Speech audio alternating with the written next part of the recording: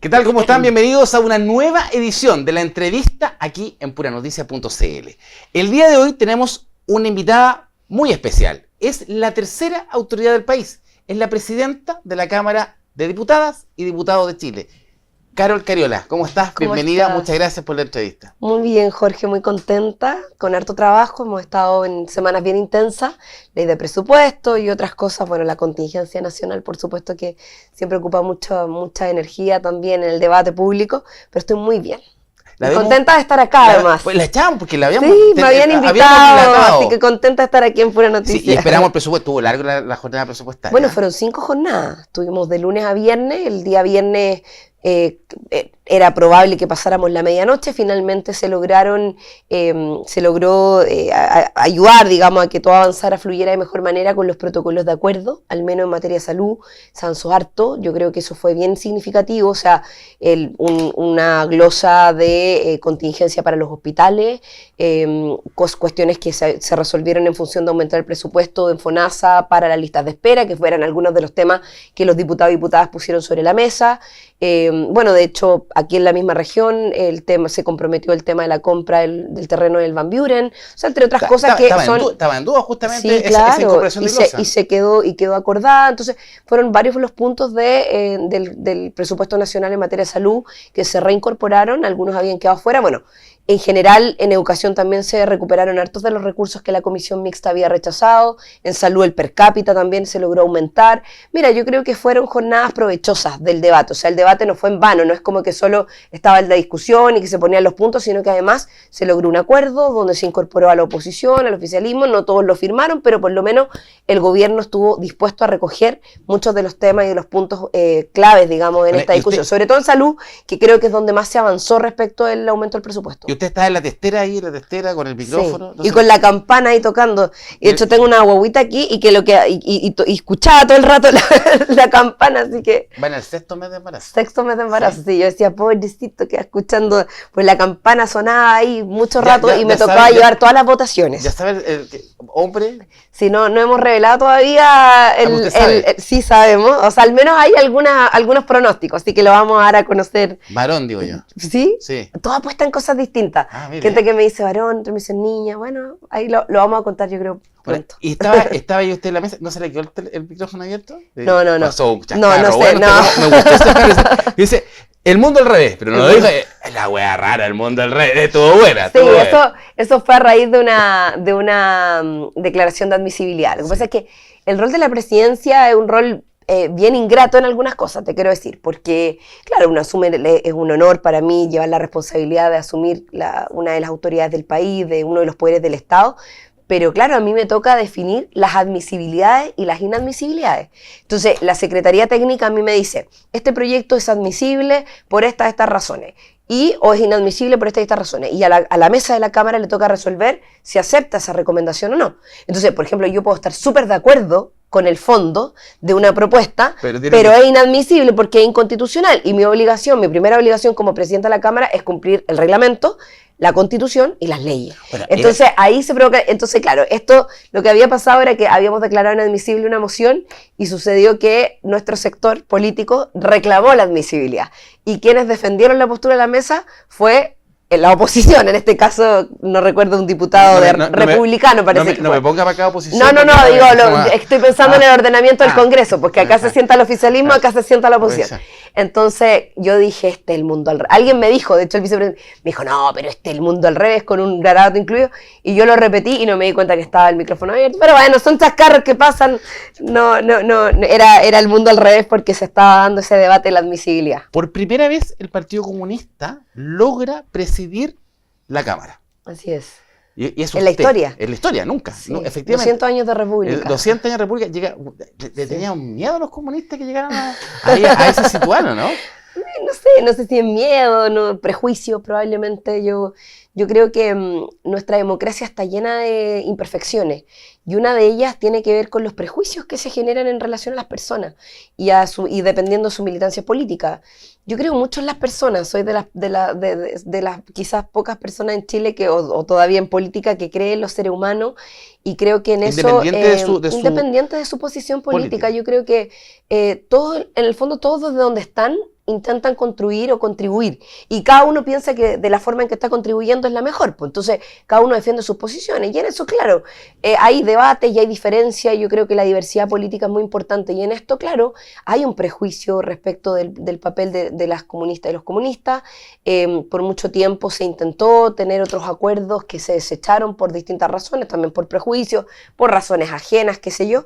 Pero bueno, finalmente lo importante es que se logró un acuerdo. Estamos ahí en la presidencia de la Cámara. Soy además la quinta mujer en toda la historia. También creo que es importante destacarlo porque hemos sido pocas las mujeres, lo vuelvo a repetir, en 200 años de república que hemos ocupado esta responsabilidad en el marco de la Cámara de Diputados, Diputadas, la presidencia. Así que bueno, es importante ir abriendo caminos, creo yo, porque eso fortalece la democracia, más que a un partido en particular o a una mirada política determinada. Creo que cuando uno se va abriendo espacio y va demostrando que las capacidades de las personas dependen de la voluntad, dependen de la capacidad de diálogo, dependen de la disposición de fortalecer la democracia, finalmente la militancia política no debiera ser un obstáculo, menos todavía cuando quienes estamos en el Congreso Nacional somos personas que fuimos habilitadas por quienes nos eligieron para representarlos en ese lugar. Así que todos debiéramos estar habilitados para ocupar cualquier espacio de representación pública, en este caso la presidencia de la Cámara. Pero esa mirada que tiene usted, y que también la tiene, por ejemplo, la ministra Camila Vallejo, es una mirada del Partido Comunista de una generación distinta. No es la mirada del Partido Comunista más antiguo, que tenía Chile como protagonista a lo mejor en la década del 70. Hoy día el Partido Comunista creció, se cambió desde la integración, cuando llega con la concertación, cuando llegan al poder, a tener lugares de poder. ¿Cambia el Partido Comunista? ¿Usted cree que esta generación, encabezada por usted justamente, Camila, refrescó o le dio más cabida en el mundo actual donde efectivamente le ha costado entrar a los comunistas? Sí. A ver, es que el Partido Comunista ha tenido distintas etapas de la historia. Yo creo que no hay que mirarla de manera lineal, porque, claro, pero los últimos 40 años en Chile... Pero, por ejemplo, antes de la dictadura, el Partido Comunista tenía una alta representación parlamentaria. Teníamos muchos senadores, muchos diputados, había una participación política muy activa. O en otros procesos anteriores también el Partido Comunista tuvo procesos importantes de participación política. Y bueno, y eso ha ido variando. Ha habido momentos de mayor retracción, otros momentos de mayor participación.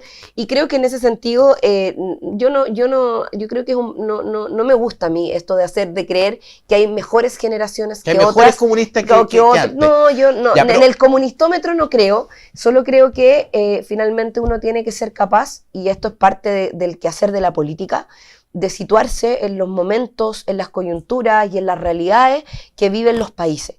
Y el mundo en general, o sea, estamos el mundo está conectado de manera distinta, existe una realidad política distinta probablemente a la que vivieron quienes nos antecedieron hace 30, 40 años atrás. O sea, yo tengo 37 años, por lo tanto, no sé, por ejemplo, la dictadura yo no la viví.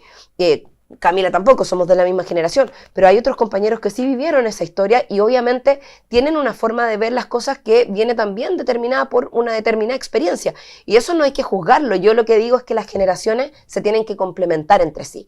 Y que acá lo que tiene que haber es una visión virtuosa de la intergeneracionalidad que nos permita tener mejores perspectivas de presente, pero sobre todo también de futuro. 37 años, nacida en Santiago el 1 de abril. De 1987. De 1987. Estudió en el Liceo Tajamar de Providencia, después se fue a estudiar a la Universidad de Concepción. Así es. Usted es matrona. Así es. ¿Cierto? Matrona. ¿Sí? Y sí, esa claro. profesión, y también y ejerció en la clínica Dávila Recoleta, y ahí mismo sí. Usted fue diputada. Claro, sí, claro, soy matrona, ejercí ahí en varios lugares más, también estuve en el Hospital Regional de Concepción, estuve en otros servicios de salud. ¿Cómo llega al Partido Comunista? De muy chica, yo entré a militar. ¿Quién le invita a su papá, a su mamá? Nadie, no, mi familia no es militante. Mi abuelo era de izquierda, yo tenía mi abuelo era obrero, él trabajaba en una barraca de maderas, se levantaba todos los días a las 6 de la mañana para partir como muchos trabajadores en nuestro país, al trabajo, él iba en bicicleta, y yo lo miraba siempre y veía que mi abuelo era activo, él era de izquierda, trabajaba en su sindicato, y él votaba por el Partido Comunista. También votaba por la Concertación, o sea, por ejemplo, votó por Lago en su momento, pero también era muy seguidor de Gladys Marín y votaba por los concejales comunistas de la comuna donde vivía, etc. Entonces, yo me acuerdo, así me vinculé con el Partido Comunista, como primero por esa línea de mi abuelo, que falleció. ¿No era militante? No era militante, no, nadie de mi familia, yo soy la primera militante de mi familia en el PC. Y yo me empecé a vincular porque en el colegio encontré una amiga, por ahí entre medio tuve un pololo también, que había sido como que era cercano a la Jota, y me empecé a vincular de a poco con la Juventud Comunista. Y bueno, empecé a militar a los 15 años, yo creo más o menos en el colegio. Y sí, joven. claro, joven. Después me fui a estudiar a la Universidad de Concepción.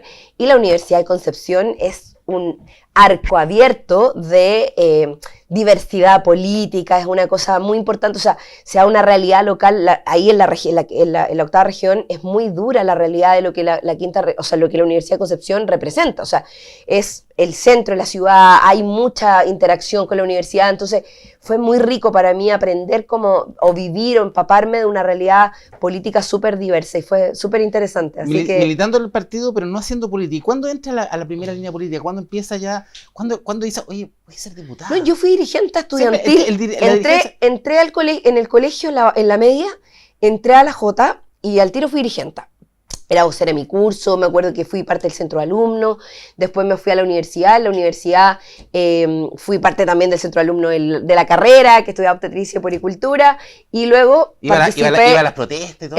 Bueno, sí, como todos los estudiantes. Ya una pues, mochila. sí. ¿Qué ya era la mochila? ¿Cuándo? Pues. Ya.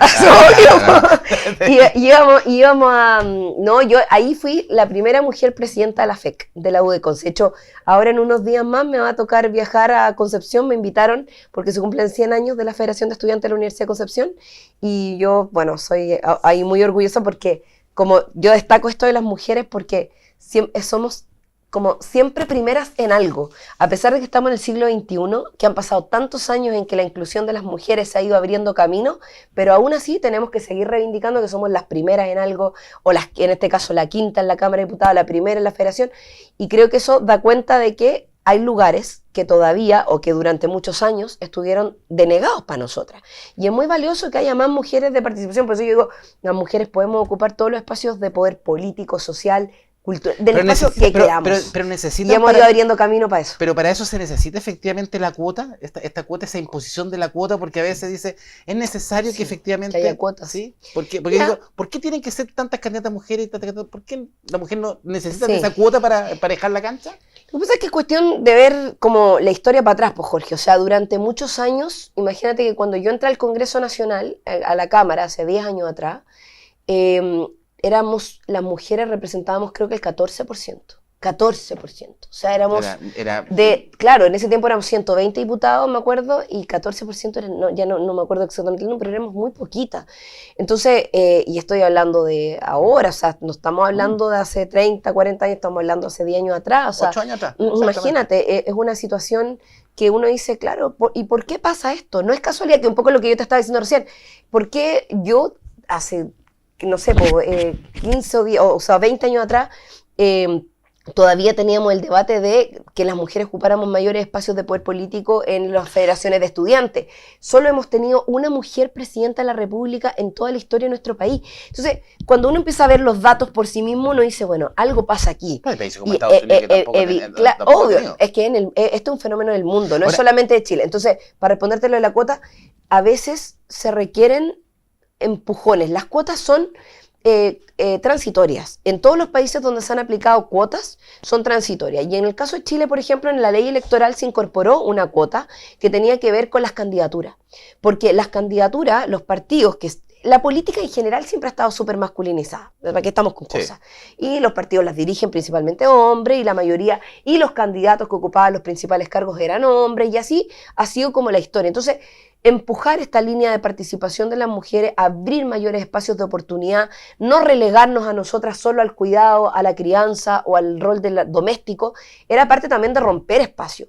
Y yo creo que eso es lo que ha ido abriendo, y creo que las cuotas han servido para eso. Ahora, yo creo que las cuotas deben ser algo transitorio, que las sociedades tienen que evolucionar a que la participación de las mujeres en igualdad de condiciones con nuestros pares, los hombres, a quienes no queremos ni superar, ni pasar por arriba, ni mucho menos, ¿verdad? Sino que igualar la cancha, podemos estar tranquilos. Muy tranquilos, porque en realidad, yo siempre digo, las mujeres jamás le haríamos a los hombres lo que el patriarcado ha hecho con nosotras, porque jamás pensaríamos en hacerles daño, en disminuirlos, en relegarlos, en postergarlos, sino que al contrario, se trata de igualar la cancha, igualar las condiciones. Y es todo eso, yo creo que no es nada más que eso, y es tan sencillo como eso. Claramente, igualdad de condiciones y oportunidades porque tenemos las mismas capacidades. Claramente su sector, la izquierda, ha tenido siempre como esas banderas de lucha, justamente también el tema del feminismo, y por eso yo creo que es muy doloroso lo que hoy día el gobierno está viviendo con hoy día, ya no es presunta víctima, es víctima de violación del hombre que se encargaba o tenía que encargarse de la seguridad. Terrible. ¿Cómo enfrentas tú eso? ¿Cómo lo enfrentas? Primero de la óptica personal más que política y después del punto de vista político. Sí. No, desde la óptica personal, humana, como mujer, yo me siento completamente indignada por esta situación. Cada vez que una mujer es violentada en cualquier ámbito, físico, psicológico, simbólico, sexual, yo creo que las mujeres tenemos que sentirnos indignadas y la sociedad entera, ni siquiera solo las mujeres.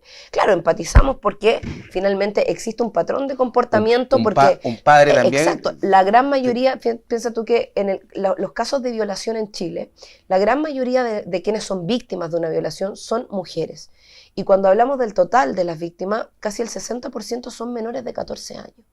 ¿Cómo eso no va a ser indignante, doloroso, terrible? Yo soy autora de un proyecto de ley que lleva ya cerca de 4 o 5 años en el Congreso, que se llama Sin consentimiento es violación, que precisamente busca incorporar al tipo penal de la violación, dentro de las hipótesis del delito, el consentimiento como un elemento fundamental. Hay gente que se rió de eso, que se burló, pero es un debate tan sencillo como decir, alguien que quiere tener una relación con otra persona tiene que tener clara que la otra persona también lo quiere. Okay. Si no lo quiere y eso se esfuerza por la forma que sea, por coacción o por lo que sea, por abuso de poder, es una violación. La falta de consentimiento es una violación.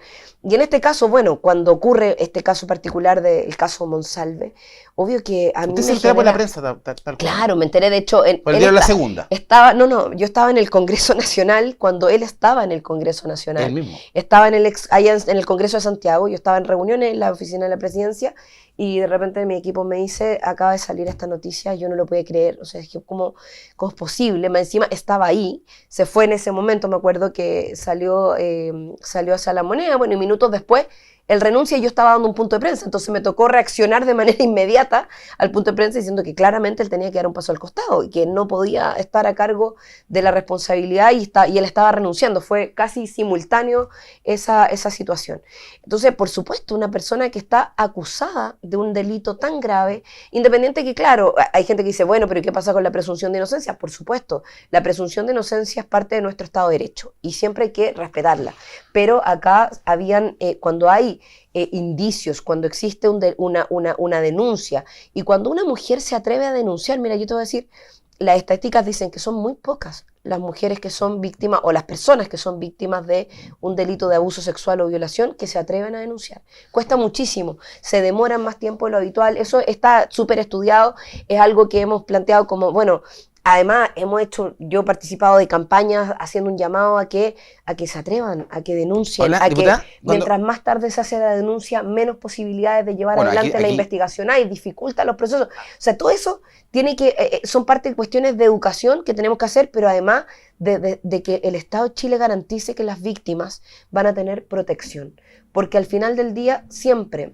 Esto es como lo que decían las tesis, ¿no? Y la culpa no era mía ni dónde estaba ni cómo vestía. Exacto. Y eso no es casual. Es porque si tú te pones a revisar muchos de los procedimientos judiciales hacia atrás que tienen que ver con delitos de violación, abuso, siempre o la mayoría de las veces lo primero que se hace es poner en duda el relato de la víctima. Y eso es muy doloroso, porque que una persona se decida a denunciar con todo lo que ello significa socialmente, familiarmente, judicialmente, ya es tremendamente complejo. Es como las mujeres no andan denunciando violaciones por la vida por gusto. No. Nadie quiere enfrentar eso desde lo que significa social, política, culturalmente, incluso económicamente, a propósito de perder un trabajo, tener que enfrentar un juicio. O sea, entonces, yo creo que a veces la sociedad se equivoca en eso, y por eso es que, para mí, tiene tanto sentido esto como finalmente, ¿dónde se pone la responsabilidad? Que fue lo que pasó un poco también, ¿te acuerdas con Navila Rifo? Cuando se produce el juicio, y hubo una carga súper fuerte de tratar de encontrar en ella responsabilidad de por qué le habían sacado los ojos. O sea, no, la responsabilidad no es de ella. Aquí nadie tiene derecho a usurpar el cuerpo de otra persona, sea mujer, sea quien sea, pero no tiene derecho a hacerse propietario de la integridad y de la indemnidad física de nadie. Por eso es tan indignante, es tan doloroso y pero más indignante evidentemente esperamos que yo por lo menos espero que el juicio llegue a buen puerto y que todas las responsabilidades se hagan pagar y se hagan valer como corresponde. Tenemos una lista que es la lista penal, que está en los tribunales, que está en el séptimo juzgado ahí, y que tiene ya 4 meses más de investigación. Pero también hay la lista política, y que es una lista política que es de su gobierno. Su gobierno ha manejado pésimo el tema. ¿Usted cómo cree que lo ha hecho el presidente? Sí, a ver, yo creo que el gobierno ha hecho, o ha estado haciendo, al menos en estos días, hemos escuchado al ministro Cordero, también a la ministra Toá, de hecho lo dijo hace ya un poco más de tiempo, algo autocrítica respecto a decir, podríamos haber actuado mejor con los antecedentes que sabían, que se están conociendo ahora, evidentemente se podría haber actuado más rápido, se podrían haber tomado medidas. ¿Es suficiente esa autocrítica cuando justamente usted es muy crítica, sí, y lo escuchamos recién en un delito de máxima connotación, de la gravedad de lo que sucedió, pero sucedió adentro del poder, del Palacio de la Moneda? El presidente sabía el tema 2 días antes. ¿Por qué no le pide la renuncia? Mire, yo me pregunto... Una acusación constitucional del presidente debiese estar... Tengo probablemente las mismas preguntas respecto de algunas cosas que creo que es importante que se esclarezcan bien. Acá nosotros hemos recibido toda la información por gotera, que sabía, que no sabía, que quién sabía, que... Entonces hay una comisión investigadora que se acaba de formar en la Cámara de Diputadas y Diputados, lo cual a mí me parece bien porque estamos en eso... El diputado Tomás Lagomarcino publicamos recién una noticia que dijo que había recibido presiones de la moneda para el voto de la presidencia. Claro, bueno, él hizo esa denuncia, pero lo importante es que la comisión está funcionando. Yo por lo menos creo que la institucionalidad tiene que funcionar. Y es difícil sacar conclusiones anticipadas de decir, bueno, ¿quién tuvo la responsabilidad total?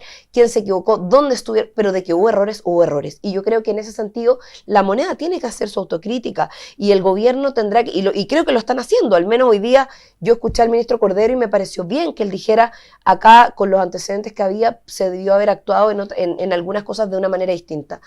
Yo me imagino, porque no estuve en esos zapatos, que no debe ser fácil llevar adelante una situación como esta. O sea, ¿usted lo dice por el presidente? No, lo digo en general por todas las personas que participaron, incluido el presidente, por supuesto. O sea, cuando una persona a la que tú le destinas confianza es denunciada por un caso tan grave como este, claro, evidentemente que yo también me imagino que se produce un shock en la persona que lo está recibiendo.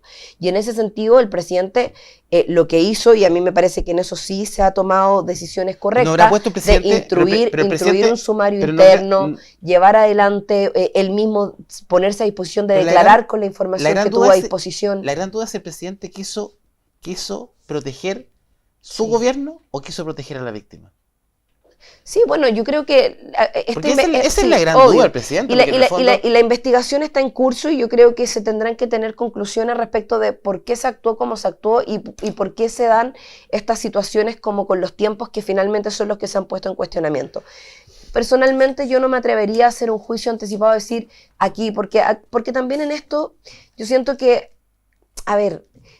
una cosa es hacer una crítica política y yo estoy de acuerdo con que se haga, o sea, todos tenemos derecho a decir se podría haber actuado mejor, lo podríamos haber hecho mejor, por supuesto, y yo creo que la autocrítica hay que hacerla y la autocrítica la tiene que hacer el Ejecutivo.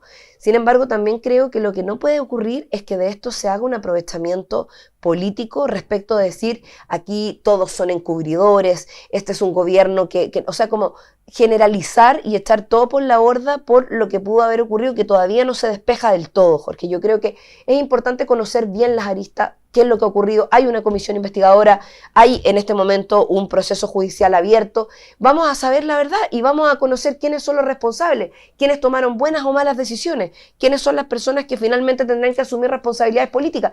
Yo creo que en todo esto se tiene que ir despejando, pero lo que no comparto es que de esto finalmente se haga una especulación permanente con datos aislados que además ponen en una situación muy compleja también a la víctima. O sea, la revictimización en este tipo de situaciones es súper grande y sobre todo cuando son casos tan expuestos como el que estamos viviendo. Yo creo que en eso hay que ser extremadamente cuidadosos. Yo por lo menos estoy del lado de que se sepa la verdad, de que se asuman las responsabilidades, de que se haga justicia y de que si se cometieron errores, se asuman. O sea, esa creo que es la posición correcta, pero también con toda la información sobre la mesa. Sí, es la posición que tienes que tener, digamos. Por supuesto.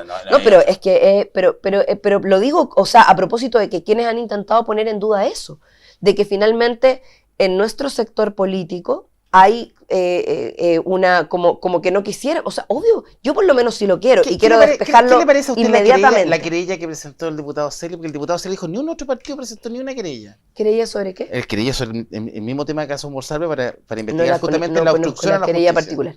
¿No? Yo sé que hay varias querellas, o varios procesos, varias demandas, y me parece que está bien. O sea, todas las aristas penales que se puedan descubrir, en este caso la alteración de la ley de inteligencia, que también entiendo que está puesta sobre la mesa, los delitos de violación y abuso, o sea, todas las aristas penales que puedan surgir de este caso tendrán que investigarse, y yo insisto, los responsables tendrán que asumir, caiga quien caiga. Ya. En eso no pueden haber dobles estándares, y creo que esto además tiene que ser un aprendizaje para la institucionalidad de nuestro país respecto de la diligencia, de la necesidad de actuar rápido y de tener protocolos activos. De hecho, nosotros como Cámara de Diputadas y Diputados tenemos nuestros protocolos, los estamos perfeccionando. De hecho, estamos en un proceso precisamente de revisión para que los protocolos de acoso y abuso sexual que tenemos en la Cámara los tengamos mucho más actualizados de los que ya tenemos en este momento. Oiga, diputada, despejemos otras dudas.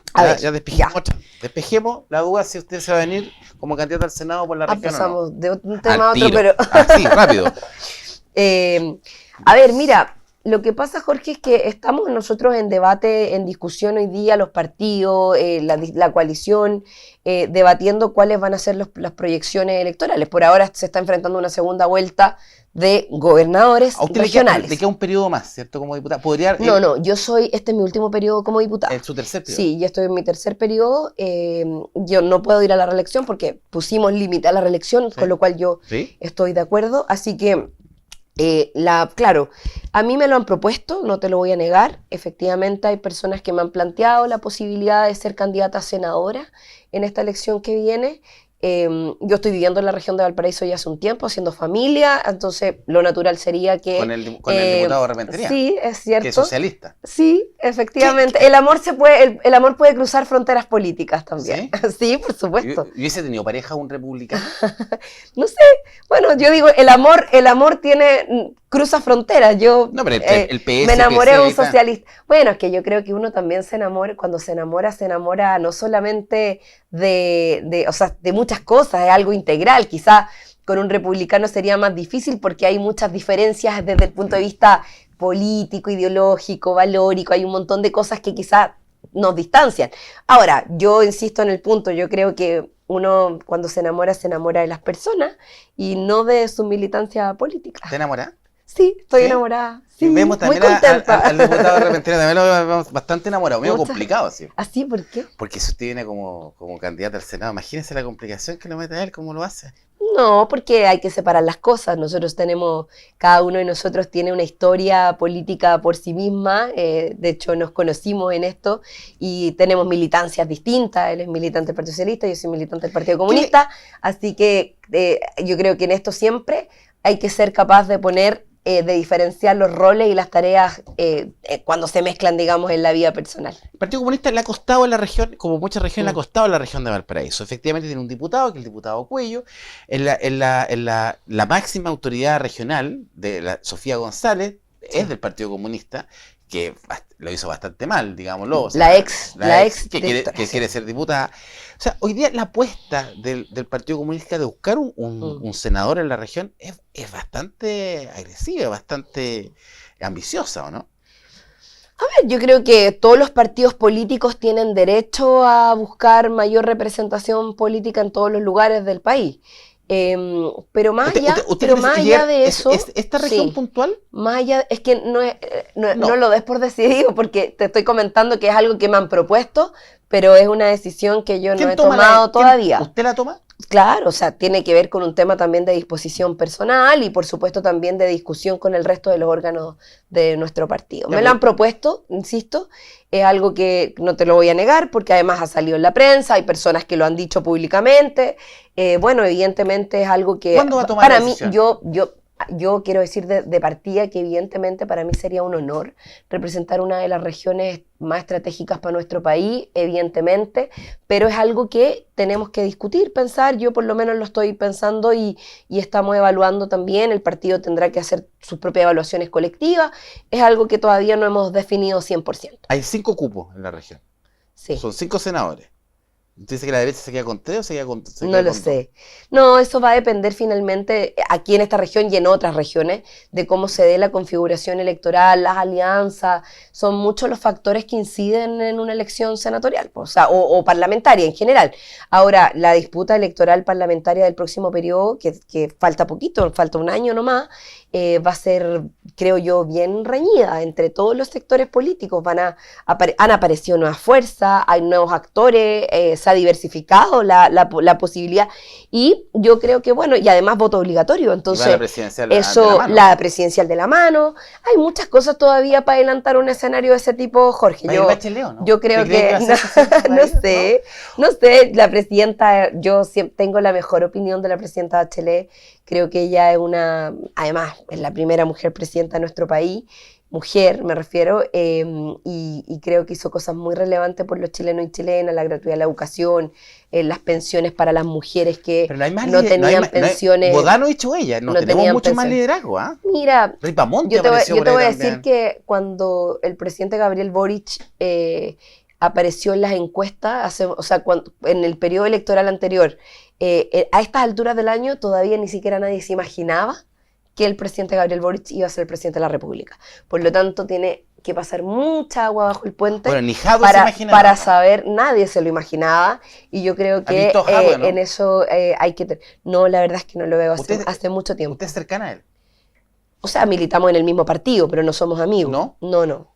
¿Duro momento para el Partido Comunista Trabajador? Por supuesto, yo creo que para cualquier partido político enfrentar una situación de esas características es muy difícil.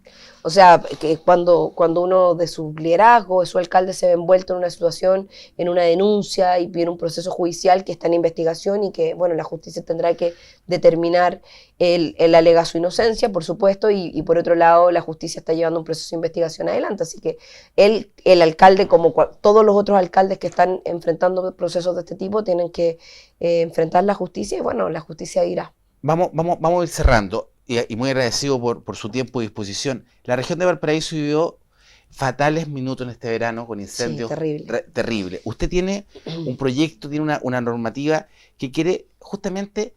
Porque el trabajo que hizo la comisión investigadora de la Cámara de Diputados del incendio, que se demoró bastante en votarlo, no sé por qué se demoraron tanto en votarlo. No, lo que pasa es que nosotros tenemos muchas comisiones investigadoras y las comisiones investigadoras van votándose en la medida que van siendo emanados los informes. Entonces teníamos como 7 informes más o menos que estaban pendientes en ese momento, y nosotros lo que hicimos desde la mesa fue adelantar, precisamente porque se nos había solicitado por parte de varios parlamentarios de la región también que lo habían planteado, que pudiéramos adelantar la votación de esta comisión investigadora porque habían antecedentes que podían ser puestos a disposición de los procedimientos judiciales. Eso era muy buena y de hecho lo hicimos. Yo firmé personalmente todos los oficios que se enviaron a todas las instancias, incluido en este caso la Fiscalía, para los procesos de investigación que se están llevando adelante. Creo que nosotros de hecho adelantamos la votación respecto de lo que correspondía. Esto es un tema técnico, pero básicamente lo que te comento es que las comisiones investigadoras evacúan un informe y se van poniendo en orden, claro, y este estaba como séptimo, me acuerdo, en ese momento, y sin embargo, aún así, lo adelantamos, y yo personalmente, como presidenta de la Cámara, haciendo uso de mis atribuciones, cité una sesión especial para votarlo, el día miércoles, me acuerdo, o martes en la noche, una sesión especial, solo para esta comisión, porque hubo solicitudes de distintos sectores políticos, claro, ¿no? Y hubo solicitudes de distintos sectores políticos, de parlamentarios de la región, muy preocupados en que esto se votara, así que lo hicimos y nos dispusimos a hacerlo, así que... ¿Usted cree que las penas de incendio son bajas a las personas que provocan los incendios? Sí, son muy bajas. De hecho, hoy día parten de 5 años. Y cuando tienen como resultado de muerte, suben a 10. Entonces, nosotros creemos que es bajo y que es necesario, y no es una opinión solo nuestra, ¿eh? Nosotros recogimos este proyecto de ley al que tú hacías referencia, que lo presentamos hace poquito con diputados también de aquí de la región y también de la 6ª región, de la 7ª y de la Araucanía. ¿Por qué? porque precisamente esta realidad de los incendios forestales, los incendios provocados, esta situación de negligencia que se ha vivido, de incendios además urbanos, mega incendios, no es algo que solo ha vivido la quinta región, No. que bueno, fue lo más reciente con el incendio probablemente urbano más grande que ha vivido nuestro país, pero ya había ocurrido antes en otra región. Entonces lo presentamos de manera muy transversal con parlamentarios de derechas a izquierdas, precisamente porque el fiscal nacional en su momento, en su cuenta pública, planteó de que les costaba mucho condenar a una persona cuando provocaba un incendio porque las penas eran muy bajas. Y con todo el procedimiento entre que se bajaban las penas, las apelaciones, qué sé yo, terminaban siendo casi acciones de impunidad. Entonces nosotros lo que hicimos fue hacer dos cosas. Primero, aumentar las penas. Ya no parten en 5, sino que parten en 10, los incendios provocados. Ya cuando resultan con resultado de muerte, de 15 hacia arriba. Esos son los aumentos concretos. ¿Y pero además, esta ley, si de aprobar, si todo, puede ser retroactiva? No, las leyes no son retroactivas, eso por norma, por constitucionalidad no son retroactivas, pero sí, de alguna u otra manera también es preventivo. ¿Por qué? Porque cuando las personas saben que la cuestión le va a salir gratis, finalmente, claro, es como los delitos, si tú sabes que un delito claro, lo piensan menos, pero cuando saben que finalmente las penas van a ser reales, efectivas y altas, lo van a pensar 3 veces. O sea, esas personas que de manera terrible, o sea, yo no puedo entender que una persona decida provocar un incendio con todo lo que eso puede provocar. La pérdida de vida, la pérdida de familias completas, la pérdida de todo lo que una familia logró construir a lo largo de toda su vida es brutal. Entonces, aumentamos las penas, como te comentaba anteriormente, pero además incorporamos una hipótesis de agravamiento del delito, que tiene que ver básicamente con que cuando se provoca un delito o un incendio negligente o provocado por causa de la actividad productiva industrial, cuando, por ejemplo, no se provocan mantenciones o acciones de mitigación por parte de las empresas, también se genera una hipótesis nueva y, por tanto, esto se incorpora un agravamiento al delito. Actualmente, por ejemplo... Esa fue una de las causales de los primeros incendios que hubo en Valparaíso. Así es. Entonces, esto fue parte... De hecho, nosotros esto lo trabajamos con la unidad de delitos ambientales de la Fiscalía, porque ellos no, tenían esta hipótesis. Entonces, claro, se presentaron estas hipótesis en las investigaciones, pero, sin embargo, no las pudimos sancionar como corresponde. Y, frente a eso, también esto es un elemento, una alerta para que las empresas, las industrias y todos aquellos que tienen que generar acciones de mitigación o de mantención correspondiente y no lo hagan y provoquen incendios, hoy día sepan que no se la van a llevar gratis tampoco. Y que en esto las penas van a ser bastante altas. De hecho, estamos hablando de 10 años hacia arriba. ¿No pueden haber penas mayores si, por ejemplo, es bombero?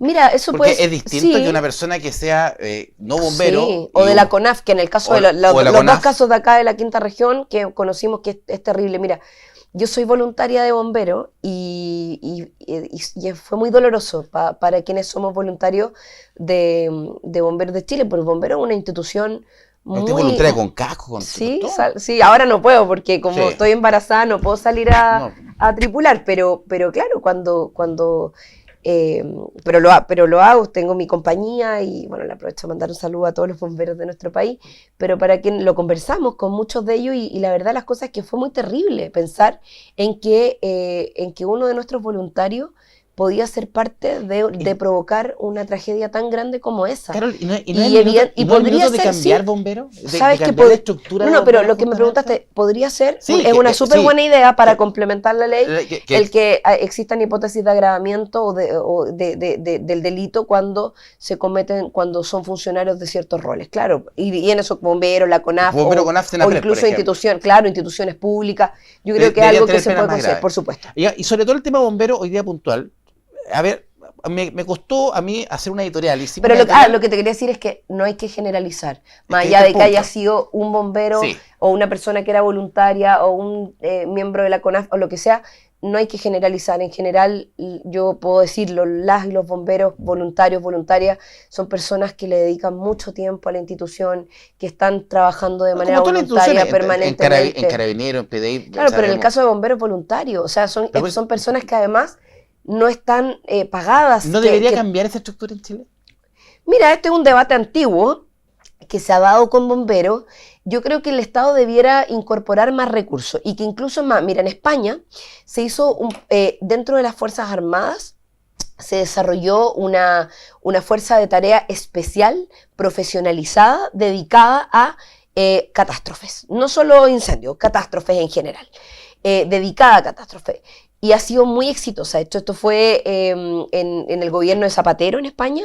Yo, de hecho, me junté con él a conversar sobre eso para conocer más detalle, porque precisamente una de las cosas que hemos intentado buscar son experiencias del exterior, porque Chile es un país que tiene catástrofes de todo tipo. Hemos tenido incendios grandes, hemos tenido, bueno, temblores, terremotos, incluso y nos damos cuenta erupciones de volcanes. Y nos damos cuenta que no estamos preparados. Y no estamos 100% ni en el Senapred, preparados. Exacto. O sea, el incendio de acá, la misma comisión investigadora arrojó las graves falencias de Senapred y de CONAF en el último incendio de acá. Claro. Y también de bomberos. Bomberos no estaba coordinado. El capitán de bomberos de Viña del Mar estaba en Quilpué. Claro. O sea, a lo mejor puede llegar la hora de profesionalizar. No profesionalizar porque se malentiende esa palabra. Sí, porque los bomberos son muy profesionales. Son bomberos, tú sabes que para poder ser bombero tú tienes que pasar una serie de capacitaciones, cursos, estudios. Pero tiene una estructura distinta, quizás.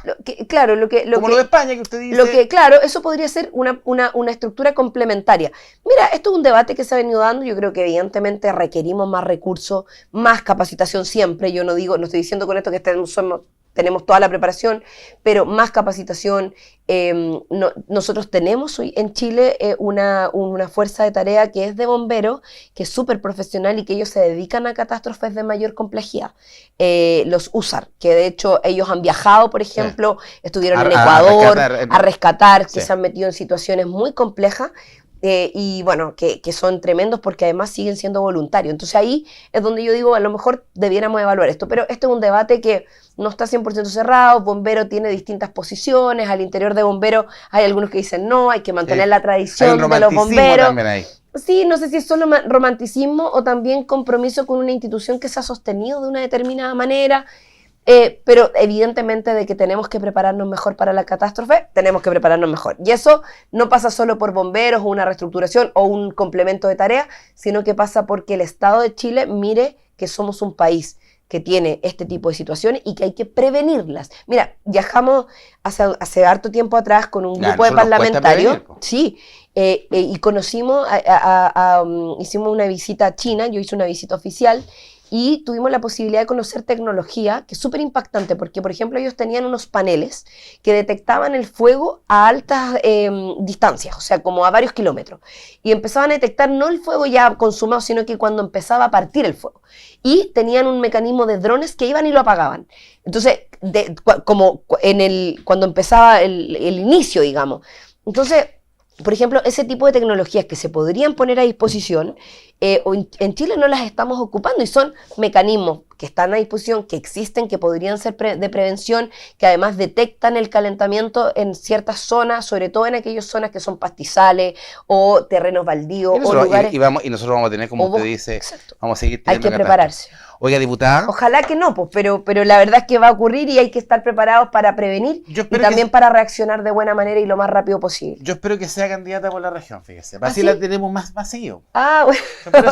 Vamos a ver, pero mire, le puedo decir una cosa. Yo estoy presidiendo la Cámara de Diputadas y Diputados, así que para nosotros también desde ahí estamos en un plan muy activo de ser mejores vecinos, porque estamos en la quinta región, trabajamos aquí, vivimos gran parte de nuestra vida acá. La mayoría de los diputados y diputadas tomamos decisiones para todos los chilenos, independiente de la región desde donde vengan, las leyes que nosotros impulsamos. Yo soy autora de las 40 horas, del descanso compensatorio para los trabajadores de la salud y de otras leyes también, la ley Gabriela, y esas leyes tienen impacto para todos los chilenos y chilenas, no para personas de una determinada región o lugar. Entonces creo que es muy importante que también, y me ha llamado la atención, que desde que soy presidenta de la Cámara hemos tenido una cantidad de solicitudes de organizaciones, colegios, personas, para visitarlos, pero también para reunirnos a escuchar sus problemáticas. Y sabes que es muy impactante porque yo con eso me he dado cuenta que, claro, como vecino, como Congreso en este caso, el impacto que debiera tener el Congreso al estar en la quinta región de descentralización debiera ser mucho mayor. Así que, bueno, estamos tratando... Nunca ha sido así, nunca ha cumplido ese rol. Yo creo que por lo mismo, pero es un tema... Lo dijo bien, ha sido un mal vecino. Y tenemos que ser un mejor vecino, y yo creo que en ese sentido es bueno... yo por lo menos detecté este problema, me lo han manifestado los propios vecinos, comunidades, y creo que podemos hacer una mayor contribución. Así que por lo menos desde el rol que estoy jugando en la presidencia de la Cámara, vamos a tratar de impulsar políticas que nos permitan mejorar la vinculación con el entorno. Nos hemos reunido con la Caleta Portales, estuvimos con los trabajadores, con los pescadores que además han estado muy pendientes de la nueva ley de fraccionamiento, pescadores artesanales, con distintas comunidades del mundo de la cultura, del arte, que nos han solicitado poder conversar sobre sus temáticas, no solo de acá, incluso también de otras regiones, han llegado de Arica, de Punta Arenas, pero evidentemente de la quinta región hay muchas necesidades. ¿Qué le gusta de la región y hay que apoyar. No, a mí me encanta la región, pues es hermosa, así... además que uno ha venido toda la vida, ha estado acá, o sea, yo creo que la quinta región es una región estratégica para nuestro país, no solo por el puerto, no solo por el puerto de Valparaíso, sino que de San Antonio. Nos ganó Perú, lamentablemente, en esa modernización, porque ellos hicieron una alianza estratégica con China en la construcción de un megapuerto, pero yo creo que acá, en el proceso de modernización, en la reconstrucción, hay un buen plan y hay que seguirlo desarrollando, y creo que tenemos una oportunidad. Valparaíso puede ser la región que abra con mayor fuerza Chile al mundo, a la conexión, al mayor intercambio. Nosotros somos un país que ya vive en un mundo globalizado, que está interconectado por muchos elementos, y bueno, yo creo que ese trabajo hay que hacerlo. Así que, no, creo que la quinta región es una región muy hermosa, además de mar a cordillera, tiene muchos aspectos, muchos elementos, muy diversa, y bueno, evidentemente... Y hay muy buenos hombres en la quinta región. Hay muy buenos hombres. Buenos papás. Bueno, me enamoré de un viña marino, así que nada que hacer. Es una característica de la región. Es una característica de la región, sí. Una característica. Muy bien, buen dato. Muy humilde. Diputada, muchas gracias. Bien, muchas gracias, Jorge. Gracias a ti, gracias por la invitación a Pura Noticia. Esto ha sido una nueva entrevista acá en puranoticias.cl. Nos vemos.